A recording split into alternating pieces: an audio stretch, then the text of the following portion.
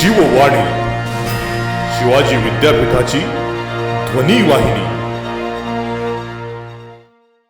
मित्रहो नमस्कार। शिवाजी विद्यापीठाच्या शिववाणी या वाहिनीवरती मी आपणा सर्वांचं मनपूर्वक स्वागत करतो। मित्रांनो, आपण आयुष्य जगत असताना ते जगण्यासाठी अनेक प्रकारची कामं करत असतो। मग त्यामध्ये नोकरी असेल, सेवा असेल, चाकरी असेल, कुठे श्रमाची कामं असतील, ही सगळी कामं आपण जगण्यासाठी करतो आणि ते आवश्यक सुद्धा आहे। मात्र त्या आपल्या जगण्याला जो अर्थ प्राप्त होतो तो आपल्या कुठल्यातरी आवडीमुळे, आपल्या कुठल्यातरी ध्यासामुळे, आपल्या पॅशनमुळे। आणि ही पॅशनच अशी गोष्ट आहे जी आपल्या आयुष्याला, आपल्या जगण्याला एक वेगळा अर्थ प्राप्त करून देते। आणि अशाच एका व्यक्तिमत्वाची, अशाच भारावलेल्या व्यक्तिमत्वाची आज मी तुमची भेट घालून देणार आहे। मला सांगायला आवडेल की आज शिवाजी विद्यापीठाच्या स्टुडिओमध्ये दुर्गप्रेमी बळवंत सांगळे सर यांना आम्ही आमंत्रित केलेलं आहे। सांगळे सरांचं कोल्हापूरच्या शाहू स्मारक भवनमध्ये एक अतिशय महत्त्वाचं प्रदर्शन चालू आहे आणि त्यामध्ये भारतभरातील सुमारे 250 पेक्षा जास्त किल्ल्यांच्या छायाचित्रांचं प्रदर्शन त्यांनी मांडलेलं आहे। हे प्रदर्शन मांडलेलं आहे ही गोष्ट वेगळी, मात्र त्यांनी गेल्या साधारण 50 वर्षांच्या कालखंडामध्ये महाराष्ट्रासह भारतातल्या शेकडो किल्ल्यांना भेटी दिलेल्या आहेत, त्यांचं डॉक्युमेंटेशन केलेलं आहे आणि कित्येक किल्ल्यांना तर त्यांनी 2-2दा 4-4दा भेटी दिलेल्या आहेत। महाराष्ट्रातले तर सर्व किल्ले ते फिरलेलेच आहेत, मात्र केरळपासून राजस्थानपर्यंतचे जे काही या आपल्या देशाच्या भूगोलावरती पसरलेले किल्ले आहेत, या सर्वांना त्यांनी भेटी दिलेल्या आहेत आणि त्यांचं छान प्रकारे डॉक्युमेंटेशन केलेलं आहे। बळवंत सांगळे सर हे मुळात विद्युत अभियंता आहेत। ते महाराष्ट्र शासनाच्या सार्वजनिक बांधकाम विभागातून उपअभियंता या पदावरून त्यांनी स्वेच्छानिवृत्ती घेतलेली आहे आणि ती नोकरी करत असताना त्यांनी हा त्यांचा छंद अतिशय वेगळ्या पद्धतीने सांभाळलेला आहे आणि आता वयाच्या 73व्या वर्षामध्ये ते हे सगळं प्रदर्शन घेऊन, आपली सगळी माहिती घेऊन लोकांच्या समोर आलेले आहेत। त्याचप्रमाणे यंदा आपण शिवराज्याभिषेक दिनाचा 350वा वर्धापन दिन सुद्धा साजरा करत आहोत, वर्धापन वर्ष साजरं करत आहोत आणि मग या अनुषंगानं श्री बळवंत सांगळे सरांच्याकडूनही त्यांच्या या एकूणच पॅशनविषयी जाणून घेणं हे अधिक प्रस्तुत ठरेल असं आम्हाला वाटतं। मला खात्री आहे आपणा सर्व प्रेक्षकांना सुद्धा त्यांच्या या छंद पाहून खूप आनंद होईल, खूप इन्स्पायर व्हाल तुम्ही ह्या सगळ्या मुलाखतीमधून, याची मला निश्चितपणाने खात्री आहे। सांगळे सर, आपलं शिवाजी विद्यापीठामध्ये मनापासून स्वागत। नमस्कार। नमस्कार। आणि मला खरं तर अनेक गोष्टींच्या बद्दल तुमच्याकडून जाणून घ्यायचं आहे। मी स्वतः प्रदर्शन पाहिलं आणि खरंच खूप वेगळ्या पद्धतीचा कॅनव्हास आहे आणि ते तुम्ही स्वतः डॉक्युमेंटेशन केलेलं, याचा आम्हाला आनंद आणि अभिमान सुद्धा आहे की एकूण आपलं हे जे सगळं पूर्वायुष्य होतं, ही आपली जडणघडण कशी झाली, त्यामध्ये कुठं हे असं पॅशन निर्माण होण्याची काही शक्यता होती का? 1970 माझे दुर्ग भ्रमंतीची सुरुवात ही 1970 पासून जंगल भ्रमंतीतून झाली। ही जंगल भ्रमंती झाल्यानंतर 5 वर्षानंतर मी दुर्ग भ्रमंतीचा पहिला जो ट्रेक आहे तो ज्योतिबा पन्हाळा ते पावनखिंड मार्गे विशाळगड असा केला होता। अच्छा। ह्या पहिल्या ट्रेकनंतर मला गड किल्ल्यांची, माझा जो ग्रुप होता त्या सर्वांनाच गड किल्ल्यांची अतिशय आवड निर्माण झाली। त्या आवडीतून मग आम्ही त्यावेळेला जे दुर्ग भ्रमंतीत ते वळलो, ते अजूनपर्यंत मी दुर्ग भ्रमंतीत आहेत। अगदी त्यावेळेला आम्ही एकदम तरुण होतो, त्या तरुणपणात आम्ही 10-10 दिवसाचे, 12-12 दिवसाचे एक ट्रेक असे 12 दिवस एकदा चालायला लागलो की चालतच राहायचे असे त्यावेळी केलेलं माझे बरेचसे ट्रेक अजून मला माहीत आहेत। त्यातलं भीमाशंकर ते लोणावळा, त्या भीमाशंकर टू कळसुबाई, लोणावळा ते रायगड किंवा पांडवगड ते प्रतापगड ते रायगड, परत सिंहगड, अशा सुरुवातीच्या ट्रेक केला। पुढं काय व्हायलं, सुरुवातीला हे बरोबर ठीक होतं, पण 10-15 वर्षानंतर ह्या ग्रुपमधल्या बऱ्याच लोकांच्या कौटुंबिक जबाबदाऱ्या वाढल्यामुळे त्यातली लोकं कमी व्हायला लागली। मग हे मी अजून 2-4 ग्रुपबरोबर जात असताना म्हणजे असं लक्षात आलं की बहुतेक जे ट्रेक करतोय त्यातल्या बऱ्याच ट्रेकरची संख्या कमी लागल्या आणि हे जसे किल्ले मी पाहत होतो तसं तसं मला जाणवायला लागलं की आपली तरी जसं किल्ल्याबद्दल तर सह्याद्री आणि सह्याद्रीतल्या किल्ल्याबद्दल माझं अट्रॅक्शन किंवा आकर्षण आहे ते जबरदस्त वाढलं होतं. मला त्याच वेळेला मी असं ठरवून टाकलं होतं की काय वाटेल तर झालं तर सह्याद्रीतले सर्व किल्ले पाहायचे म्हणजे पाहायचेच. मग ही आणि कधी 70-75 हां हां हां नाही 90पर्यंत बर बर 70-75 पासून 90पर्यंत आम्ही ट्रेक ट्रेकच केले. करतच होतो. पण पण 90च्या दरम्यान ही जी परिस्थिती आहे ही संख्या रोडवायला लागली एक 10-15 वर्षानंतर. आणि असा अनुभव मला प्रत्येक ग्रुपमध्ये आला. मी त्यानंतर 4-5 ग्रुपमध्ये हे सगळं ट्रेक करत होतो. ते सुरुवातीला 10-15 लोक असं हे पुन्हा 2-3 वर यायची. मग मला असं जाणवायला लागलं की जर आपणाला भविष्यात जर हे सगळे किल्ले बघायचे झाले तर बहुतेक आपणाला एकट्याला ट्रेकला जायची शक्यता येणार.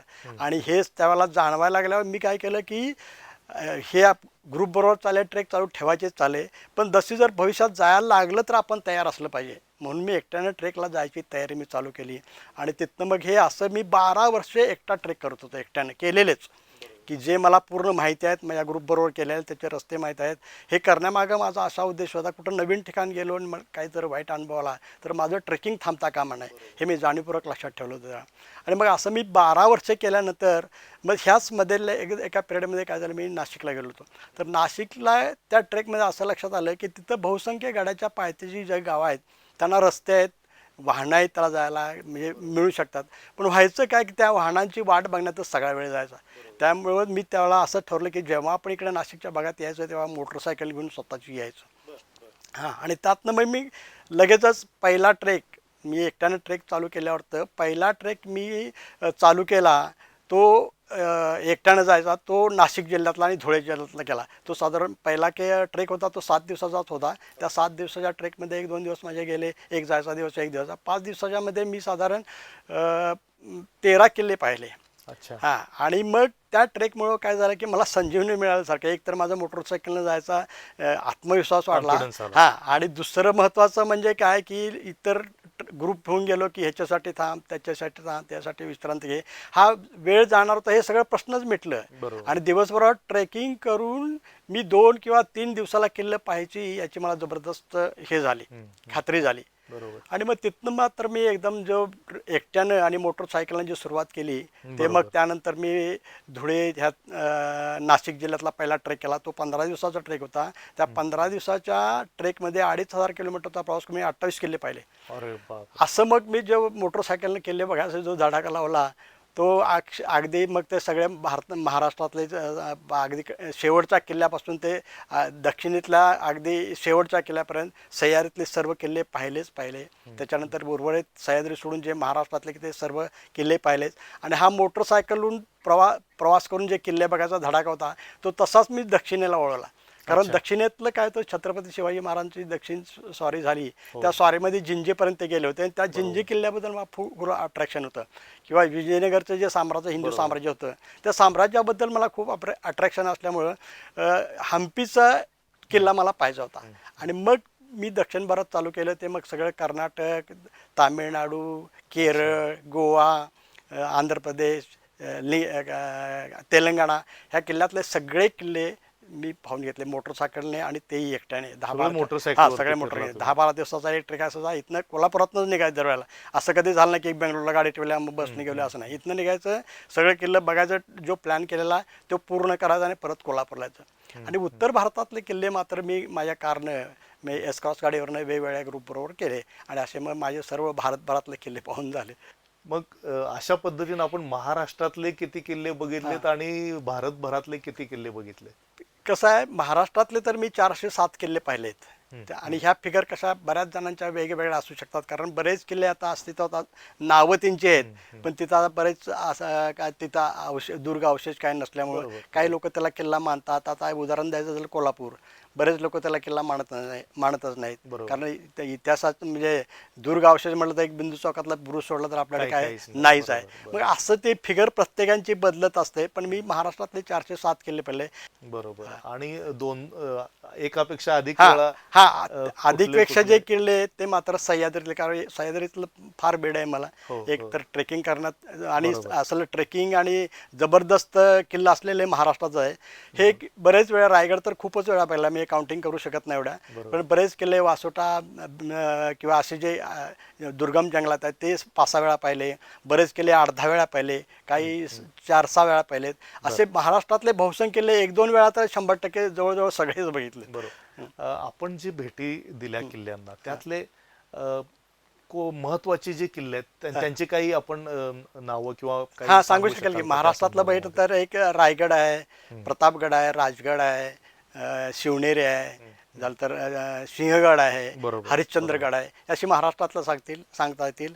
दक्षिणेतलं गेलं तर हम्पी आहे, झालं तर चित्रकूट आहे, चित्रदुर्ग आहे, पेनुकोंडा आहे, झालं तर उदगिरी आहे, गोळकोंडा आहे, बिदर आहे, आपल्या कर्नाटकचा ह्यांची आदिलशाहीची राजधानी विजापूर आहे.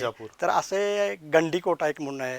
तर असे भरपूर आहेत. आणि उत्तर भारतातले जर सांगायचं झालं तर मांडूचा किल्ला आहे, नरवर किल्ला आहे, ग्वाल्हेरचा किल्ला आहे, शिवाय आग्रा, झाशी हे तर आहेच. राजस्थानमधले बघायचं झालं तर अजमेर आहे, झालं तर जयपूर आहे, रणथंबोर आहे, जैसलमेर आहे, बुंदी आहे, आमेर आहे, चित्तोडगड आहे, हे असं कुंभलगड आहे. हे असे हे महत्वाचे किल्ले मला जाणवलेले. ह्यामध्ये सगळ्यात अवघड कुठला किल्ला वाटला चढताना आणि सर्वाधिक आवडला कुठला तुम्हाला आणि कशासाठी? हा आता महत्वाचं म्हणजे कसं, सह्याद्रीतले गड किल्ले आहेत हे सर्वच अवघड किल्ले आहेत. म्हणजे सह्याद्रीची उंचीच 4-5 हजार फूट असल्यामुळं बहुसंख्य किल्ले 4-5 हजार ते म्हणजे कोकणातनं जर मोडले 3-3.5 हजारच्या वरच आहेत.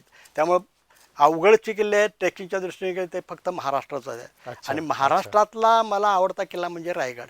कारण एक आहे तर शिवछत्रपतींची राजधानी होती आणि दुसरं म्हणजे शेवटचा श्वास छत्रपतींनी त्या रायगडच घेतला. आणि दुसरं महत्त्वाचं म्हणजे सह्याद्रीचं जे दर्शन रायगडावरनं होतोय पूर्वेकडल्या बाजूला. आपण जर कोणी गेला तर तुम्ही नक्कीच तुम्ही त्या पाहिलं तर तिकडे एक रायगडला आपण दुर्गाला काय करतो, तटबंदी करतो संरक्षणासाठी. तर ह्या रायगडच्या संरक्षणासाठी तटबंदी बांधल्यासारखा सह्याद्री पूर्वेला आपल्याला दिसतो. आणि त्याचं दर्शन हे अतिशय विलोभन आहे. त्यामुळे ते मला अतिशय भावतंय. म्हणून मी वरचेवरच जातो आणि तिथं बघतो. हे कोणाला माहीत नाही तसं सह्याद्रीचं दर्शन आजच्यापेक्षा अजून बऱ्याच किल्ल्यावरून आपल्याला पाहता येतं. पण रायगडचं दर्शन मला नक्कीच भावतंय आणि म्हणून रायगड आवडता किल्ला. आणि मग उर्वरित देशामधला कुठला किल्ला नाही तुम्हाला तसे मग शिकार मोठे आहेत, भव्य आहेत, दिव्य आहेत. आणि तसं हे करू शकतो आपण. म्हणजे पण मनापासून जे आवड आहे ती एक म्हणजे मी ट्रेकर असल्यामुळे मला ट्रेकिंगच्या दृष्टिकोनातून मी बघतोय. तो रायगड सातत्यानं खुणावणारा म्हणजे हृदयातून येणारा रायगड. बरेच लोक तिथं रायगडला काय बघायचं आहे त्यापेक्षा इकडं आहे, इकडे तिकडं आहे, किंवा राजस्थानमधले काही किल्ले सांगतील, दिल्ली आग्रा सांगतील, पण मला रायगड आवडतं. अरे क्या बात आहे. आणि मला आपल्याला विचारायचं आहे, आता काल आपलं प्रदर्शन पाहताना सुद्धा माझ्या एक लक्षात आलं की स्थापत्याच्या आणि वैशिष्ट्यांच्या दृष्टीनं पण त्यांच्यामध्ये एक व्हरायटी, म्हणजे केरळ पासून पाहताना ते राजस्थान पर्यंत जसं आपण पोहोचतो तर त्यांच्या एकूण बांधणीमध्ये आणि एकूण स्थापत्यामध्ये फरक जाणवतो त्या आपल्या फोटोंच्या मधून. तर त्या अनुषंगानं महाराष्ट्र आणि इतर ठिकाणचे गडकोट यांच्यामध्ये काय फरक जाणवतो आपल्याला? मी तसं भारतामध्ये कन्याकुमारी पासून लेह लडाख पर्यंत फिरलो. तर ह्यामध्ये किल्ल्यांचं एक आहे, जे प्राचीन किल्ले आहेत त्यांचं स्थापत्यशास्त्र जर बघितलं तर अतिशय पुढारलेल्या अवस्थेत होतं. जसा जसा जुना किल्ला असेल, प्राचीन असेल तेवढा त्याचं स्थापत्यशास्त्र अतिशय चांगलं आहे. आणि जसं जसं अलीकडे येऊ तसं त्याचे दगडाच्या बांधकामामध्ये फरक पडतोय, लहान होतात आणि त्याची जी बांधणी सुरुवातीची आहेत. कारण तुम्ही जर किल्ल्यांचे बघितलं ते मजबूतीच्या दृष्टीनं, आणि इव्हन नुसतं मजबूतीच नाही, त्याचं सौंदर्य सुद्धा त्यांचं दगडांचे जे प्लॅन केले आहेत ते जबरदस्त आहेत. म्हणजे ते तटकोट वगैरे म्हणजे एवढ्या कड्याच्या काठाला एवढी प्रचंड दगड बसवायची, उभी करायची, सोपं काम नाही ते. आणि ते पण नसतं ओबडधोबड असं कुठंच केलेलं नाही. त्यात Plain तुम्ही आहे. सौंदर्य हो, आहे हो. ते सौंदर्य बघायची जर तुम्हाला जाणीव झाली, कारण आता आपण संवर्धनाच्या नावाखाली दुरुस्ती करतात, त्यात सगळं सिमेंटच असतं, दगड एवढी एवढी असतात, तर ते सौंदर्यसुद्धा तुम्हाला त्यामध्ये जाणवतंय. जाणवतं आहे. आणि जर हेच जर आपल्या महाराष्ट्रातल्या किल्ल्याचं म्हणजे कमानीसाठी जो मुख्य दरवाजा Structure असतो आहे. हो. त्याला कमानी साईड दरवाजा असतो, हा. आणि दक्षिणेतले जर किल्ले आहेत त्याला चौकटीसारखे दगड वापरलेले असतात. हा मेन फरक आहे. तुम्ही कुठलाही दक्षिणेतला मोठे दगड आडवे मोठं, कारण टाकलेले. तिकडे दगड मोठी अवेलेबल होतात, मग त्या सरळ असं चौकटीसारखं टाकायचं आणि वरचा बुरुजाचं काम करून घ्यायचं. असं बहुसंख्य किल्ले तुम्हाला तसंच भेटतील. आणि एक सह्याद्रीतल्या किल्ल्याचा आणि इतर भारतातल्या सगळ्याच किल्ल्याचा असा एक फरक सांगता येईल की सह्याद्रीतले किल्ले जे आहेत, हा पूर्ण किल्ला चढून गेल्यानंतर जो सह्याद्रीचा टॉप आहे, म्हणजे जो डोंगर आहे बरोबर. त्या टॉपला हा सगळा किल्ला असतोय. बरोबर. आणि इवन दक्षिणेत किंवा उत्तर भारतात सगळ्या ठिकाणी बुंदी वगैरे कुठेही गेला तर तुम्ही त्या किल्ल्याच्या पायथ्याचं गाव असतं तोच किल्ला असतोय. त्याच्या भोवती अच्छा. म्हणजे भुईकोट किल्ला असतो हा, तो. भुईकोट इवन असतो. तो जिंजी केला तर तो खाली भुईकोटच आहे. बरं. आणि त्याचा जो उंच भाग आहे थोडा छोटा जो असेल तिथं त्यांनी बाल्य केलेला असतो. हा मेन फरक आहे. कुठं तुम्ही उत्तर भारतात जावा दक्षिण जा तर हा फरक आहे. आणि आपल्या इथं जो बालिकेला करतात तो सह्याद्रीच्या टॉप त्यातला जो टॉपलाच भाग करतात. टॉपलाच करून त्यातला टॉप भाग वरत बालिकेला केला बालेकिल्ला जातो. करतात. हा फरक आहे. अच्छा. आता महत्वाचा प्रश्न आहे आणि जो मला तुमच्याकडून खूप असोशीनं जाणून घ्यायचा तो असा की ह्या सगळ्या भ्रमंतीसाठी आता 50 वर्ष साधारण आपण फिरत आहे, तर त्यासाठी लागणारा वेळ, त्यासाठी लागणारा जो काही पैसा असेल, निधी असेल, त्याचं नियोजन कसं केलं आणि घरच्यांचा पाठिंबा यासाठी कसा राहिला? बरोबर. तर कसं आहे, सुरुवातीला आम्ही जे करत होतो साधारण 90-95 पर्यंत मी PWDला सार्वजनिक बांधकाम होतं, त्यावेळेला आमचं वेतन फार कमीच होतं. म्हणजे आत्ताच सांगायचं तर लोक हसू शकतील त्याला, एवढं कमी. आर्थिक विवंचना आम्हाला असं जास्त नव्हते, असं अजिबात नव्हतं. पण काय करायचं त्यावेळेला परिस्थिती आजची आणि तेव्हाची खूप फरक होता आणि वेगळं होतं. त्यावेळेला कसं आम्ही पैसे नसले कुणाकडनं मागायचं, मागायला बी तुम्हाला काय उष्ण द्या मत देतो, कुणाकडं मागायला बी काय वाटायचं नाही, आणि ज्या मागणाऱ्याला सुद्धा हा मागतोय द्यायला म्हणून काय काय वाटायचं वाटायचं नाही, द्यायला पण वाटायचं नाही आणि मागतोय म्हणून काय वाईट पण वाटायचं नाही. तर अशी परिस्थिती आहे. मग करायला आम्ही अडचण असलं तर मित्रांच्याकडे घ्यायचं. आणि अजून एक फरक व्हायचा त्यावेळेला की पैसे जास्त लागायचेच नाहीत त्यावेळेला ट्रेकला. अगदी 50-100 रुपये सुद्धा घेऊन आम्ही 8-10 दिवसाच्या ट्रेकला गेलो. जायचं एस टीने उतरायचं आणि यायचं, हे थोडेफार पैसे असले तर भागून जायचं. कारण त्यावेळची परिस्थिती अशी होती 40-50 वर्षापूर्वी की कुठल्या खेड्यात गेलो, त्या किल्ल्यांच्या पायथ्याच्या गेलो, तिथल्या शाळेत कुठंतरी आम्ही राहायचो आणि तिथं एक कोणतरी माणूस भेटला आणि त्याला म्हटलं, अरे इथं जेवणाची काय सोय होईल का हो? तर तो माणूस म्हणायचा, इथं कुणाला बघायचा? तो म्हणायचा, आमच्याच घरी या. म्हणजे तो श्रीमंत असू दे गरीब असेल, तो ज्याला आम्ही बोललो त्यातला कुठलाही माणूस असा म्हणला की एक श्रीमंताचा घर आहे त्याचं दाखवतो, ते देतील तुम्हाला, असं कुठलाही म्हणलाय. अहो दुसऱ्या घरी सांगता आमच्याच घरी आहे म्हणायचे. आणि मग ते देतील ते खायचं. आणि इव्हन पैसे जर विचारलं तर त्यांना अपमान वाटायचा. म्हणजे एवढी जवळीकता होती आणि ते वातावरण वेगळं होतं. माणुसकीचं वातावरण होतं, असं हे करू शकत नाही. त्यामुळे काय जास्त खर्च यायचाच नाही. आणि घरातलं जे म्हणतात ते घरातलं मला एवढं प्रोत्साहन मिळालं, बायको तशी म्हणजे समंजस मिळाली की आता काय आपण सांगून काय उपयोग नाही, न्यायपेक्षा आपण काय वाईट गुन्ह्यापेक्षा न सांगतात. ती चिकार वेळा असं व्हायचं की मी एक 10-12च्या ट्रेकला जाऊन यायचं आणि पुढच्या 1-4 दिवसांनी आणि कुठला तरी ग्रुप यायचा आणि मी आणि परत जायचं. पण तिनं असं कधी म्हटलं नाही की तुम्ही प्रवास तर जाऊन आला नाही, आता कुठं निघालाय. असं माझ्या आयुष्यात आत्तापर्यंत कधी झालं नाही. त्या बाबतीत मी हे सगळ्यात चुकी आहे म्हटलं तर चालेल. क्या बात आहे, क्या बात आहे. आता आपण जे दुर्ग भ्रमंतीविषयी हे प्रदर्शन भरवलं, हा ही खरंच अतिशय चांगली भाग आहे.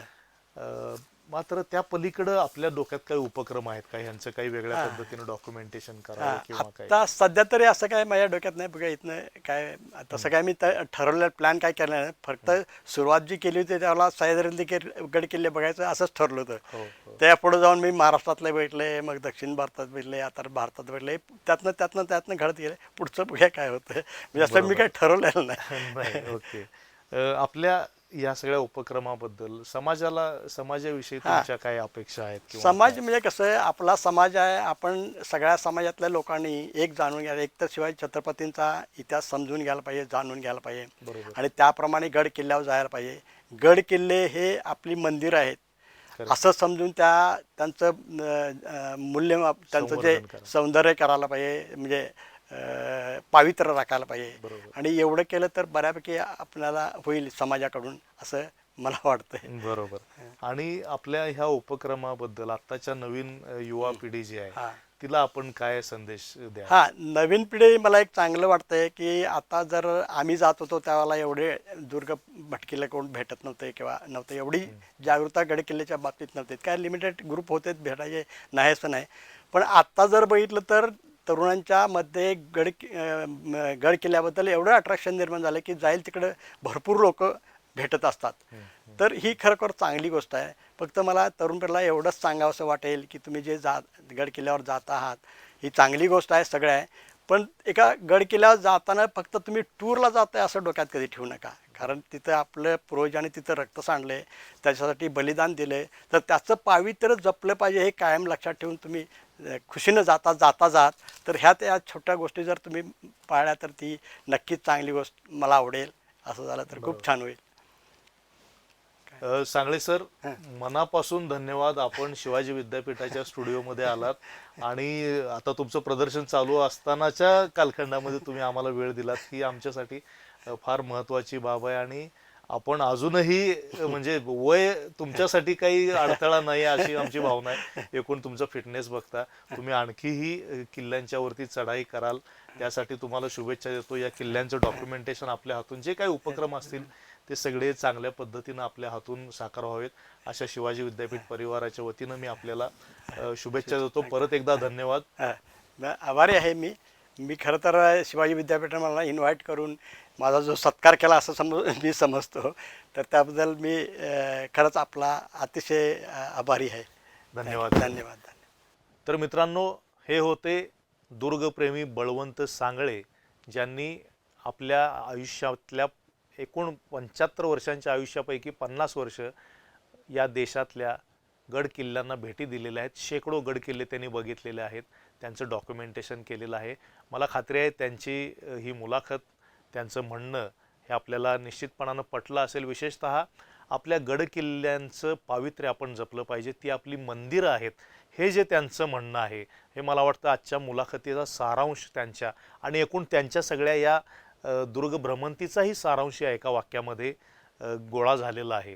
तर मला खात्री आहे की आपण सर्वांनी सुद्धा आपल्या सगळ्या गड किल्ल्यांना एक मंदिराप्रमाणे जपलं पाहिजे, त्यांचं संवर्धन करण्यासाठी आपण प्रतिबद्ध व्हायला पाहिजे अशी अपेक्षा या निमित्तानं व्यक्त करायला काहीच हरकत नाही.